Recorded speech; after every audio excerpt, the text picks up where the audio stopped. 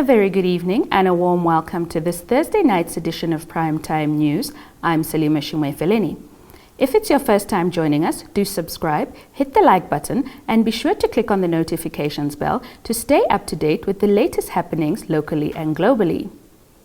Leading tonight's bulletin, the body of the late Ignacio Shixuameni arrived at the Rundu airport at 12 earlier today, accompanied by his widow, Luisa Shixuameni, children and family members. Sawi Hausiku, our Kavango-based journalist, witnessed the arrival and compiled this report. The late Shixuameni, who died on 10 November, will be laid to rest at the Rundu Cemetery on the 27th of November, while the memorial service in his honor will take place on Friday at the Rundu Stadium. Upon arrival, his remains were accompanied to the Nambob vehicle by members of the Namibian Defence Force. Shixuameni's remains were also received at the airport by members of the All People's Party dressed in their party regalia. Governor of the Kavango East Region, Boni Wakudumo, Secretary General of the All People's Party Vincent Kanyetu, as well as the Deputy Minister of Sport, Youth and National Service Emma Kantema Gaumas, were amongst the leaders who received the remains of Shixuameni at the airport. Meanwhile, State House announced on Thursday morning via a media advisory that President Hage Geingob will attend the state funeral of Shixuameni on Saturday. Shixuameni was born on the 4th of September 1966 at Sambiu in the Kavango East region. Reporting from Rundu, I am Sawi Hausiku. Moving on to the Claras region, the Ministry of Fisheries and Marine Resources, in collaboration with the United Nations Food and Agriculture Organization on Wednesday, launched a fisheries and aquaculture research project at the Nekatal Dam in the Claras region. Suzette Chitaura compiled this report. In a speech read on behalf of FAO representative to Namibia, Farai Zimudzi, said in January this year the Fisheries Ministry requested FAO to provide technical assistance to investigate the potential of fisheries and aquaculture at the Nekatal Dam. Zimudzi said FAO expects a feasibility study report on the potential of sustainable development of fisheries and aquaculture at the dam and an environmental risk assessment report on the potential for fisheries and aquaculture infrastructure on and around the dam. She added that the National Plan of Action Strategy for Small-Scale Fisheries is aimed at empowering marginalized and vulnerable communities through improved participation in the inland fisheries sector, adding that the strategy is currently in its draft form and will be launched in 2022.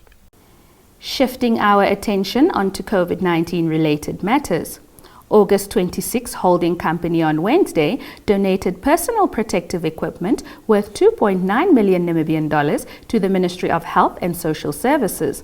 The equipment will be used in the fight against COVID-19. Maria Kanjungu filed this report. The donated equipment included medical gloves, masks, and medical coveralls. Handing over the donation, Chief Executive Officer Dajwena Shalumbu said the COVID-19 pandemic, which led to a dramatic loss of Namibian lives, presented unprecedented challenges to public health care, disrupted social settings, and devastated the country's economy. He said the government should thus not be left to act alone in the face of the health crisis brought about by COVID-19. The Health Ministry's Acting Executive Director and Director of Policy Planning, Jeremiah Ngipunjwa, in his acceptance speech said, the fight against the pandemic requires concerted effort from everyone.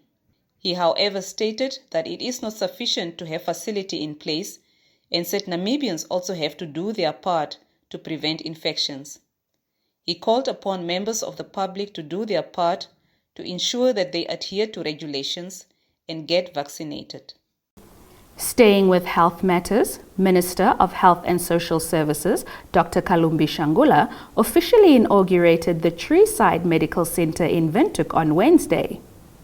In his remarks, Shangula said private sector investment in the provision of healthcare is important as it strengthens health services and offers choices to patients while reducing congestion and long waits for patients to receive medical services. He said there are ongoing efforts to strengthen Namibia's health sector through both public and private sector investment, which is why government commits significant resources to the health sector every year, with about 15% of the national budget allocated to the health sector annually. This puts Namibia among a few countries in Africa to meet the Abuja Declaration target. which enjoins the African Union member states to allocate not less than 15% of their annual appropriation to health. He added that government's effort to provide quality, accessible and reliable healthcare to all Namibians will not be complete unless private facilities and the quality of services they provide are available to everyone, because access to quality health services for everyone is a challenge that government seeks to overcome through a concept of universal healthcare coverage. Stand by for your top roundup.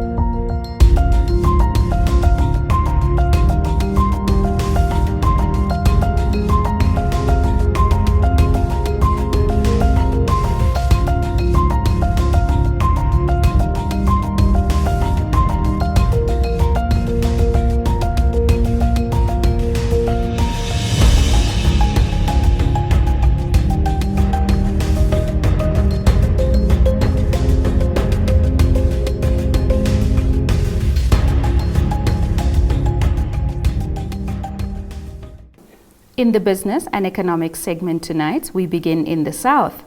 United Nations Population Fund Executive Director Natalia Kanem says on a daily basis more people, services and activities are moving online, and this increases the risk of digital violence incidents to more women and girls. Kanem, in a speech shared with the media on the International Day for the Elimination of Violence Against Women on Thursday, said they must recognize the scope of this crisis and not delay action for even one more day. The right to live free from violence applies everywhere and does not disappear with an internet connection. Kanem also noted that digital violence is driving women offline because they cannot otherwise escape from it. She added that when girls interrupt their education or elected women parliamentarians cannot carry out their duties because of a torrent of online assaults, they suffer violations of their rights. Kanem said the UNFPA calls on legislators, journalists, civil society, and those with influence to speak out, stand up and take action, noting that one simple yet devastating fact is that women around the world currently have fewer ways to protect themselves online than copyrighted intellectual property. She further said digital violence takes place in many forms. Perpetrators may threaten and stalk women online, or may, without permission, attach pictures of women and girls' faces to sexualized bodies and share them widely over social media. Staying in the region, Haras Governor Aletta Frederick has urged farmers in the region to consider integrated farming, which involves agriculture and aquaculture.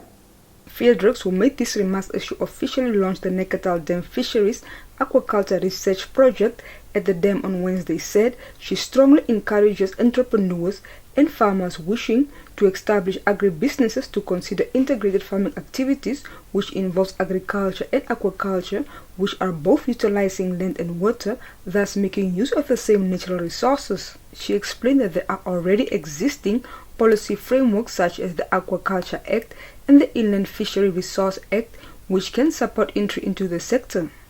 She added the newly completed dam should symbolize the region's potential as a breadbasket in terms of agribusiness, food fish for nutrition security, leucine for animal production, among others, and it requires key stakeholders to collaborate and work together to realize the full potential of the abundant water resource. Frederick said a recent study by the Fishery Ministry indicates that small-scale fishery in the region supports approximately 30,000 people directly, citing that the sector has the potential to generate a wide variety of benefits, including nutrition and food security, income and employment creation at household levels. Your sports update is up next, but first the economics roundup and a look at what the weather has in store for us across the country tomorrow.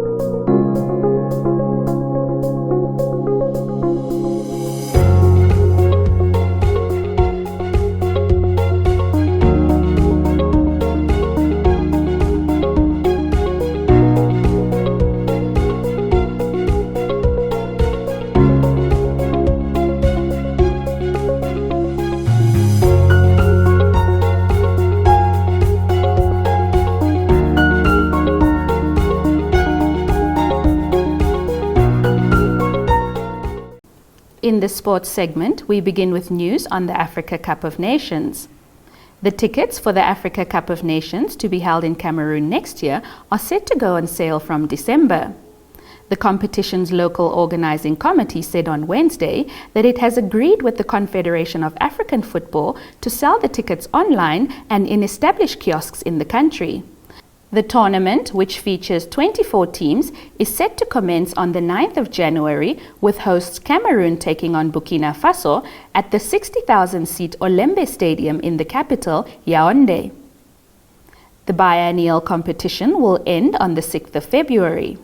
Moving on to tennis news, 9-time Australian Open champion Novak Djokovic will not want to risk missing out on winning a record 21st Grand Slam title.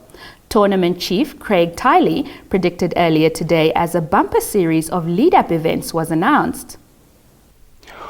All players heading to Australia for the opening major of the year in January must be vaccinated against COVID, casting doubt on whether the Serbian world number one will play.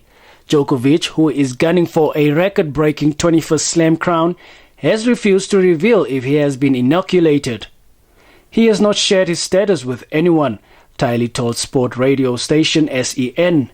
He believes that what you say around your medical position is private, and he believes people should have the right to choose.